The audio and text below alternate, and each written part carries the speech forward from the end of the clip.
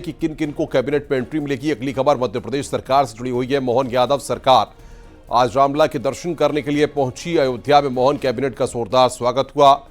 मंत्रियों ने इस दौरान जय श्री राम के नारे लगाए। अगली खबर नामांकन से जुड़ी हुई है। उत्तर प्रदेश में एमएलसी की 13 सीटों के लिए आज से नामांकन शुरू हो चुके हैं। नामांकन का अंतिम दिन 11 मार्च है। आखिरी खबर फरार जयप्रदा से जुड़ी हुई है।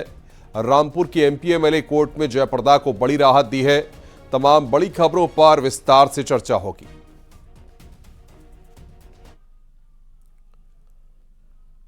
और इस वक्त की बड़ी खबर है, लोकसभा चुनाव के मद्देनजर आरएलडी ने टिकट घोषित कर दिए हैं। उत्तर प्रदेश की 2 सीटों पर उम्मीदवार घोषित किए हैं। बिजनौर से चंदन चौहान को टिकट मिला है।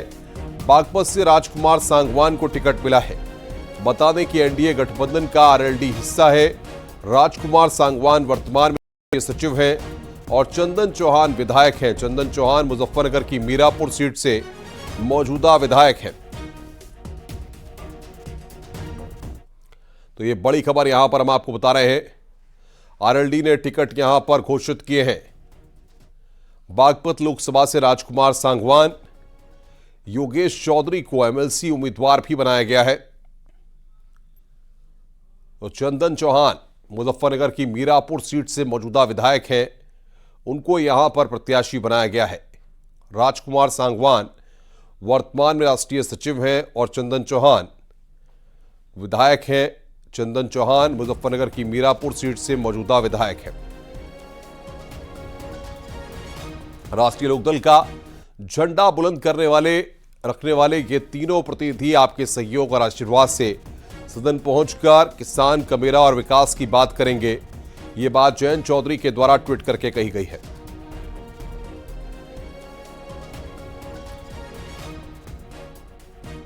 तो जयंत चौधरी ने यहां पर यह ट्वीट किया है, जिसके बारे में हम आपको जानकारी दे रहे हैं।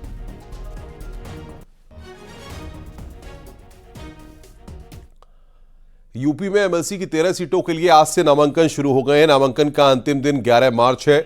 13 सीटों के लिए वोटिंग 21 मार्च को होगी और वोटों की गिनती भी उसी दिन हो जाएगी।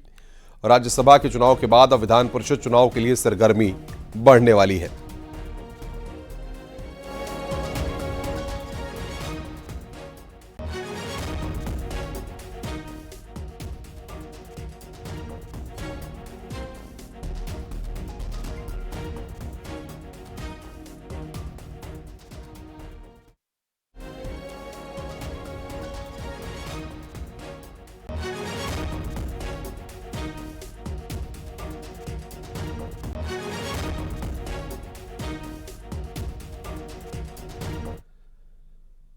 बीजेपी ने 36 नामों का पैनल केंद्रीय नेतृत्व को भेजा है, लेकिन जिन नेताओं को उम्मीदवार बना सकती है उनमें बीजेपी प्रदेश उपाध्यक्ष त्रियंका त्रिपाठी, प्रदेश उपाध्यक्ष ब्रिज बहादुर, प्रदेश उपाध्यक्ष संतोष सिंह, अर्चना मिश्रा, अशोक कटारिया, मोहसिन रजा, विद्यासागर सोनकर, निर्मला पासवान या फिर उनकी जगह किसी अनुसूचित जाति के महिला चेहरे को मौका मिल सकता है।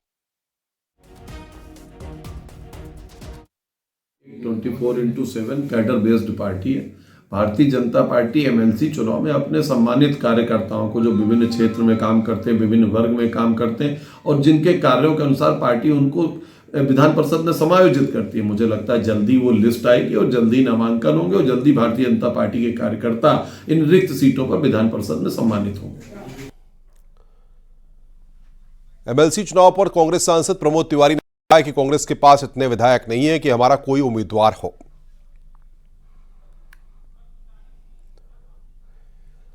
इसमें एमएलए वोट करते हैं और मैं समझता हूं लगभग 32 वोट चाहिए होगा एक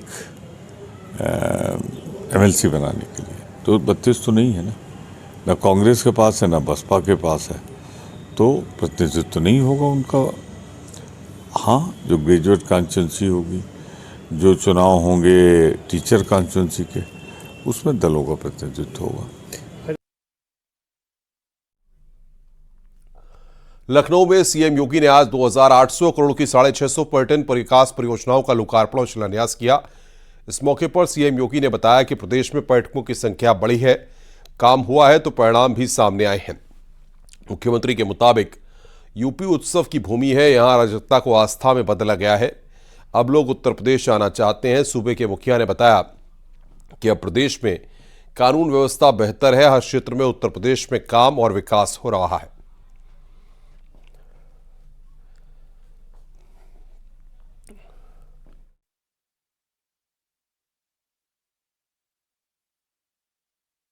रिजल्ट पर ही यह निर्भर करता है कि उनके द्वारा किए गए प्रयास सार्थक थे या नहीं थे।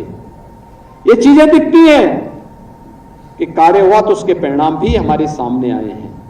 लोग आना चाहते हैं, दुनिया आना चाहती है, दुनिया देखना चाहती है। जिस युक्ति के बारे में ये था कि भाई वहां जाएंगे उपद्रव हो जाएंगे, आज उपद्रव ने उत्तर प्रदेश ने अपने आप को साबित किया है। उत्सव की भूमि है, उत्सव की भूमि। जिस उत्तर प्रदेश के बारे में कहा जाता था कि अराजकता है, अराजकता नहीं है, उस अराजकता को डबल इंजन सरकार ने आस्था में बदल दिया है। आस्था को आजीविका के साथ भी बदला है। जिस उत्तर प्रदेश को कहा जाता था कि देश के विकास में ब्रेकर है, अब वो ब्रेकर नहीं है। देश के विकास का ब्रेक थ्रू का काम तो देश की इकोनॉमी के लिए कर ही रहा है, लेकिन साथ साथ संस्कृति के साथ साथ समृद्धि का प्रतीक भी बना हुआ है। योगी कैबिनेट विस्तार को लेकर इस वक्त की बड़ी खबर है। कल योगी मंत्रिमंडल का विस्तार हो सकता है। कल शाम 5 बजे हो सकता है विस्तार। सूत्र इस बात की जानकारी दे रहे हैं। ओपी राजभर और दारा सिंह चौहान के शामिल होने की चर्चा है। आरएलडी से भी एक मंत्री हो सकता है शामिल। तो ये बड़ी जानकारी इस वक्त हम आपको दे रहे हैं। कल शाम 5 बजे हो सकता है विस्तार।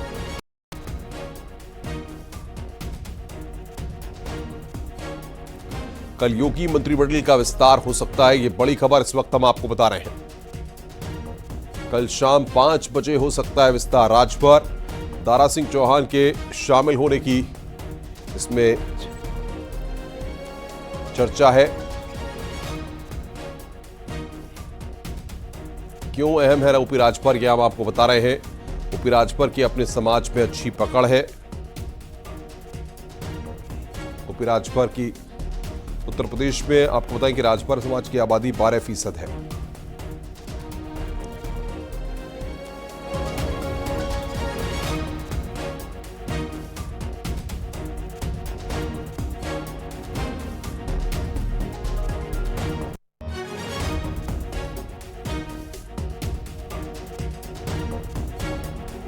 अहम है दारा सिंह चौहान, पिछड़ा वर्ग समाज से आते हैं दारा सिंह चौहान। करीब 1.26% है वो चौहान वोटर। ये यहां पर महत्वपूर्ण बात बता रहे हैं। आजमगढ़, मऊ, बलिया, गाजीपुर, चंदौली में इनका प्रभाव है, असर है। बीएसपी से सियासी पारी का इन्होंने आगाज किया।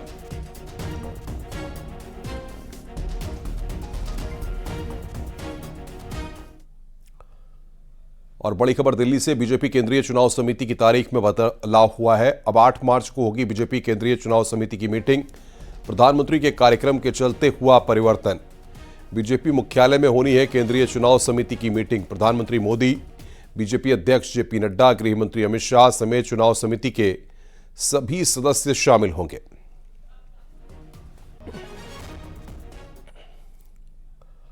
बाराबंकी से सांसद उपेंद्र रावत का बड़ा बयान सामने आया। बेगुनाह साबित नहीं होने तक चुनाव नहीं लड़ने का ऐलान किया है। सोशल मीडिया पर आपत्तिजनक वीडियो वायरल हो रहा है। सांसद ने वीडियो के खिलाफ एफआईआर दर्ज कराई है। जब तक मैं निर्दोष साबित नहीं होता, सार्वजनिक जीवन में कोई चुनाव नहीं लड़ूंगा। वायरल वीडियो को बताया डीप फेक एआई तकनीक द्वारा जनरेटेड। नैतिक विरोधियों के द्वारा मेरा एक एडिटेड वीडियो वायरल किया जा रहा है, जो मेरी छवि को धूमिल करने के लिए ऐसा किया गया है। ये वे लोग हैं जो राजनीति में बिल्कुल अलग थलग हो गए हैं, किनारे हो गए हैं। दोबारा मुझे टिकट मिलना उनको गंवारा नहीं था, इसलिए ये जो है एडिटेड वीडियो वायरल किया गया है। और ये एआई तकनीक से डीप फेक तकनीक के द्वारा ये बनाया गया है। कभी किसी का पुराना वीडियो उस पर चेहरा मेरा लगाया गया है। ये एआई तकनीक का कमाल है। मैंने इसके लिए एफआईआर भी दर्ज करा दी है, जांच चल रही है। जिन लोगों ने ये घिनौना कृत्य किया है उनके खिलाफ कार्यवाही जरूर होगी। मैंने ये पुलिस से भी पूछा है तो पता चला है कि विवेचना ठीक रास्ते पे चल रही है, जल्दी ही वो गिरफ्त में आएंगे। आज मध्य प्रदेश की मोहन सरकार रामलला के दरबार में पहुंची। अयोध्या में मध्य प्रदेश के सीएम मोहन यादव समेत पूरी कैबिनेट ने रामलला के दर्शन किए। अयोध्या में मोहन कैबिनेट का जोरदार स्वागत हुआ। मंत्रियों ने इस दौरान जय श्री राम के नारे लगाए। वहीं मोहन कैबिनेट ने फोटो सेशन भी कराया। बस में मंत्री कैलाश विजयवर्गीय ने राम भजन भी गाया। वहीं मुख्यमंत्री मोहन यादव ने कहा है कि भगवान रामलला के दर्शन करना हमारा सौभाग्य है।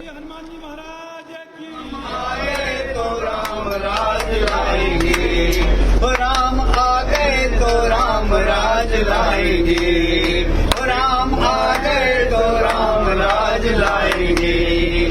बार बार हम मोदी को जिताएंगे, बार कई जन्मों के पुण्य अयोध्या आता है। अयोध्या मतलब आया काशी कांची वल्लिका तो मोक्ष प्रदान करने वाली नगरी है। ऐसे में यहाँ अगर जिस तरह बात की जाए कहा कि माननीय यहाँ के मुख्यमंत्री चाहेंगे, प्रदेश सरकार चाहेगी तो प्रदेश भवन बना करके और अपने राज्यों में एक सुविधा भी बनाना चाहिए।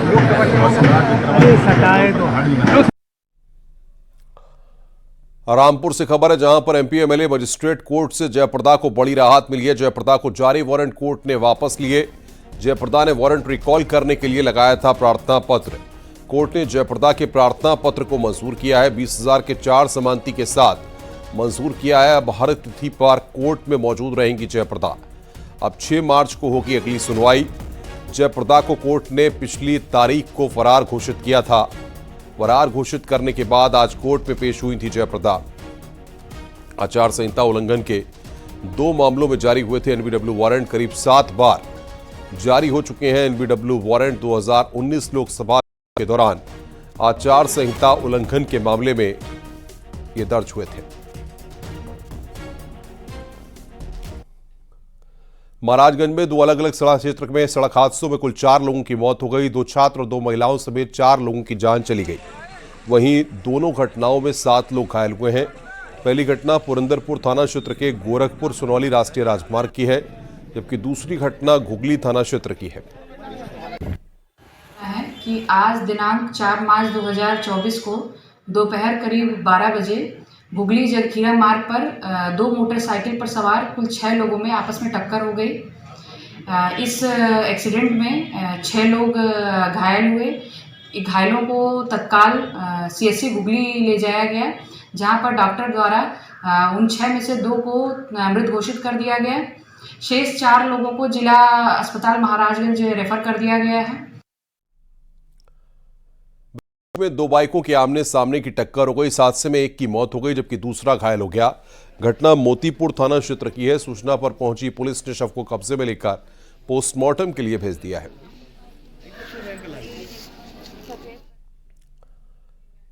प्रतियोगी परीक्षाओं में नकल को लेकर इलाहाबाद हाईकोर्ट का अहम फैसला सामने आया। हाईकोर्ट ने कहा कि प्रतियोगी परीक्षाओं में नकल एपेडेमिक जैसा जिसका समाज व शिक्षा तंत्र व योग्य छात्रों पर बुरा प्रभाव पड़ रहा है।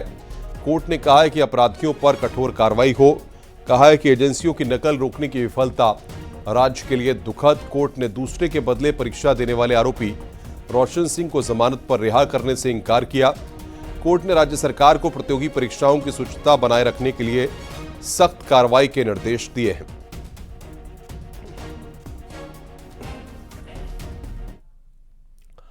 बुलंदशहर में कल बारातियों से भरी एक कार बेकाबू होकर नहर में गिर गई। इस हादसे में अभी 2 लोगों की तलाश जारी है। यह हादसा करीब 16 घंटे पहले हुआ था। नहर से आज एक शव बरामद हुआ है। साथ ही सोने चांदी के आभूषण समेत नोटों से भरा बैग भी बरामद किया गया है। फिलहाल 2 और लोगों की तलाश चल रही है। कार में कुल 8 लोग सवार थे। नहर से 5 लोगों का तो रेस्क्यू किया गया था, मगर 3 की हादसे में जान चली गई थी, जबकि 3 लोग नहर में बह गए थे। आज एक और शव बरामद हुआ है। ये वाकया थाना जहांगीराबाद इलाके के कपना गांव की नहर का है। बीती रात में एक गाड़ी जो कि ग्राम कपना के पास नहर में गिर गई थी, थाना जहांगीरपुर क्षेत्र में, उसमें तत्काल राहत की कार्रवाई की गई थी, जिसमें 2 लोग जीवित निकाल लिए गए थे सकुशल, और बाद में जो शव निकाले गए थे उसमें से 3 लोगों का पोस्टमार्टम कराया गया और 3 लोग मिसिंग थे, जिनको लगातार सर्च NDRF और SDRF के द्वारा और स्थानीय गोताखोरों के द्वारा किया जा रहा था और आसपास के जनपदों को भी सूचना दी गई थी जहां से नहर निकलती है। खैर थाना क्षेत्र में जनपद अलीगढ़ में एक शव आज और बरामद हुआ है। कौशाम्बी जिले में नाबालिग हिंदू लड़की के अपहरण का सनसनीखेज मामला सामने आया। परिजनों का आरोप है कि कार सवार 6 मुस्लिम युवक समेत 8 लोगों ने घर में घुसकर उनकी नाबालिग बेटी को जबरन अगवा कर लिया है। घटना ये है कि 1/2 की रात को मेरी पुत्री का अपहरण मुसलमान के लड़कों ने कर लिया वैगनार कार से आकर के, और घर खुलवा करके ज़बरदस्ती उसको टार्चर करके 4,32,000 भी ले गए और मेरी पुत्री को भी उठा ले गए। मैं FIR किया, मेरी FIR में 4 घंटे विलम्ब की गई और मुझसे कहा गया कि FIR करेंगे तब जब तुम मार्कशीट दोगे नाबालिग के। मैं मार्कशीट दिया तब FIR किए इंस्पेक्टर महोदय। परसों 2 तारीख को आया, एक चंचल सोनी है, उनकी पुत्री से संबंधित प्रकरण है। ये 1 और 2 तारीख से कतिपय परिस्थितियों में घर से गायब हैं। तत्काल 2 तारीख को मुकदमा पंजीकृत हो गया है और इस संबंध में जैसे जैसे जो सूचनाएं मिल रही हैं टीमें रवाना की गई हैं और ये अभियुक्तों की तलाश की जा रही है और इसमें पूरी पुलिस टीम पूरा ये जो मशीनरी है लगी हुई है। वाराणसी से बड़ी खबर है। ड्रग्स के साथ पकड़ा गया एक शातिर तस्कर। 2.5 करोड़ है ड्रग्स की कीमत। पुलिस की एंट्री नारकोटिक्स टास्क फोर्स और वाराणसी के सिगरा पुलिस को एक कामयाबी मिली है। कैंट रेलवे स्टेशन शिव मंदिर के पास से गिरफ्तारी हुई है। और हमारी जो एंटी नारकोटिक्स टास्क फोर्स है उसको एक बहुत बड़ी सफलता मिली है। इसमें हमने एक व्यक्ति जिसका नाम है प्रेमचंद्र तिवारी है, मूलतः रहने वाला मड़ियाओं जौनपुर का, इसको पकड़ा है। हमारे को सूचना प्राप्त हुई थी हमारे जो मुखबिर के द्वारा कि ये व्यक्ति हाई एंड ड्रग में डील करता है और ये मुंबई से कुछ ड्रग्स लेके यहाँ पे और जौनपुर की तरफ लेके जा रहा था। इसको हम लोगों ने रेलवे स्टेशन के पास से गिरफ्तार किया है। रुक रहे हैं यहां पर एक ब्रेक के लिए। खबरों का सिलसिला लगातार जारी है।